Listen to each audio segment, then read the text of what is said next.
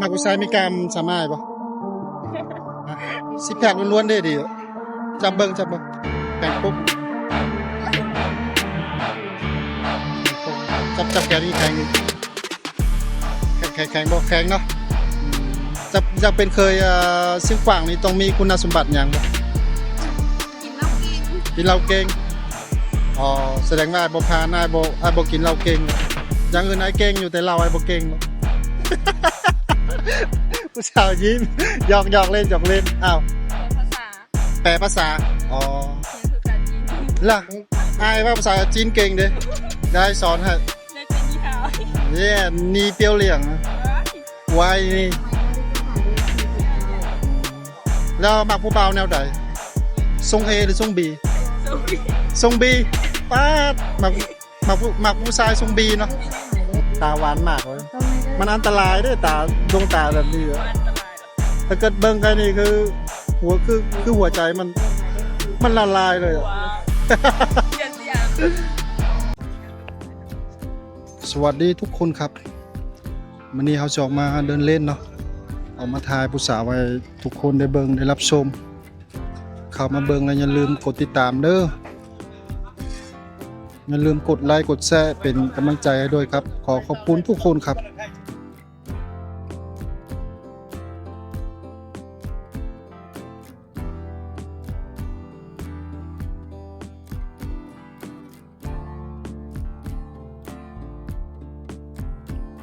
มักผู้ชายออกกำลังกายป่ะมักผู้ชายมีกล้ามสามารถป่ะซิกแพคล้วนๆได้ดีจับเบิ่งแข่งปุ๊บนี่แข่งปุ๊บจับแขนนี่แข็งบ่แข็งเนาะผู้สาวอยู่แขวงใดเชียงขวางสาวเชียงขวางงามเนาะจะเป็นเคยเชียงขวางนี่ต้องมีคุณสมบัติอย่างป่ะกินเหล้าเก่งอ๋อแสดงว่าบ่พานายบ่กินเหล้าเก่งอย่างอื่นนายเก่งอยู่แต่เหล้าไอ้บ่เก่งเนาะ ผู้สาวยิ้มหยอกเล่นอ้าวกินเหล้าเก่งแล้วมีอะไรยังอีกฮะเอาแล้วคนนี้อ๋อก็มักต้องมีคุณสมบัติกินเหล้าเก่งอย่างเดียวเหรออ๋อก็สิง่ายแหละกินเหล้าเก่งอย่างเดียวถ้าเกิดเจอคนงามคนนี้เนี่ยเจอคนงามป่านนี้อายก็ยอมเด้กินเหล้าเก่งอย่างเดียวอายุจักปีละ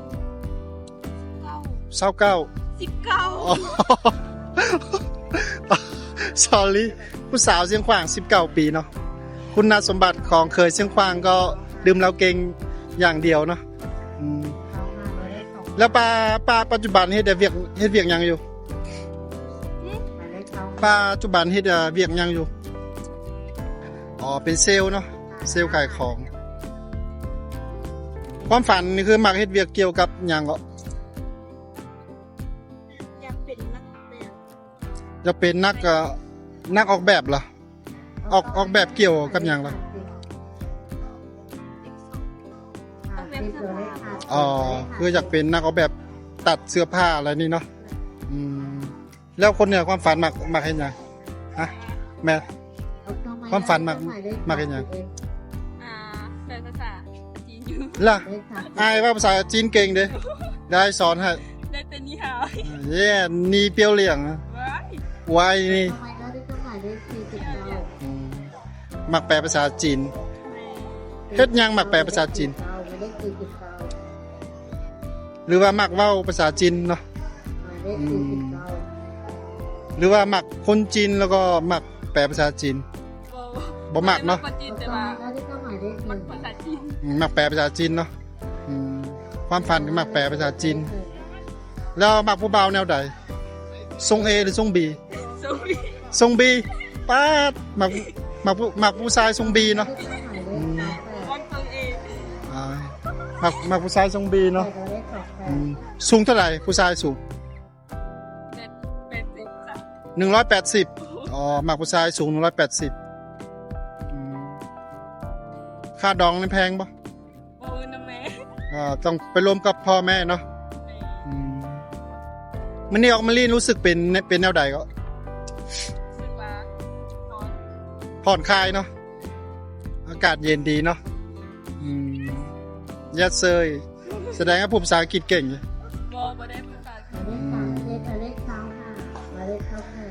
ผู้สาวงามเนาะได้ออกกำลังกายปะ บ่เคย คือสิหุ่นดีแท้ บ่เคย มื้อหนึงกินข้าวจะขับ สอง 2ขับเฮ็ดเวียกอยู่บ่อนเดียวกันบ่ อยู่คนละบ่อน แล้วน้องเฮ็ดเวียกหยัง อยู่ดีมากแต่ว่าอยู่คนละสาขา ดีมากเนาะเฮ็ดเวียกนี้ได้เงินเดือนดีบ่ เงินเดือนดี เดือนหนึงได้ประมาณจากล้าน อะไร เงินเดือนหนึงได้ประมาณจากล้าน5 ล้าน โอ้ยก็ได้สูงแท้5 ล้านนี่คือกินอยู่กับเพื่อนบ่ต้องมา อยู่นำอยู่ปี อยู่ฟรีแต่ค่าอาหารนี่ต้องไปซื้อเองเนาะมันก็บ่เหลือหยังสิ ค่าการสมัครอะเดือนหนึ่ง2 ล้าน เดือน2 ล้านเนาะก็เดือนหนึ่งน้องใส่ตังค์ประมาณ2 ล้านเนาะ หมดเลย5 ล้าน ใช่หมดเลย5 ล้านโอ้ต้องหาผู้บ่าวมาสักผ่อน ยังได้เราโตหมด อยากได้เหล่ากงป้าดมีเดี๋ยวไอ้หาให้ หาอยู่ไหนเนาะ ก็อ้ายง่ายเป็นเหล่าปั่นด้วยบ่แม่นเหล่ากงเป็นเหล่าปั่นด้วยนะถ้าเกิดสั่งมาเป็นแฟนน้องนี่ต้องมีเงินเดือนสูงเท่าใดอ่ะ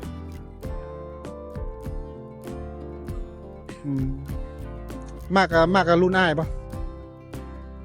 ล่ะอายุจักปีรุ่นอ้ายที่ตั้ง ป ไว้ ระมาณ23ขึ้นไปเนาะ 23ลูก ต้องขึ้นไปสิ23ขึ้นไปมันสิมีมันนี่หลายเด้23ลงมามันบ่มีหยังเด้ บางคน 23ขึ้นไปเนาะสาวงามแท้มากกับรุ่นอ้ายเด้อ23ขึ้นไปมากกับเหล่ากงเนาะ แม่ยังได้เราโต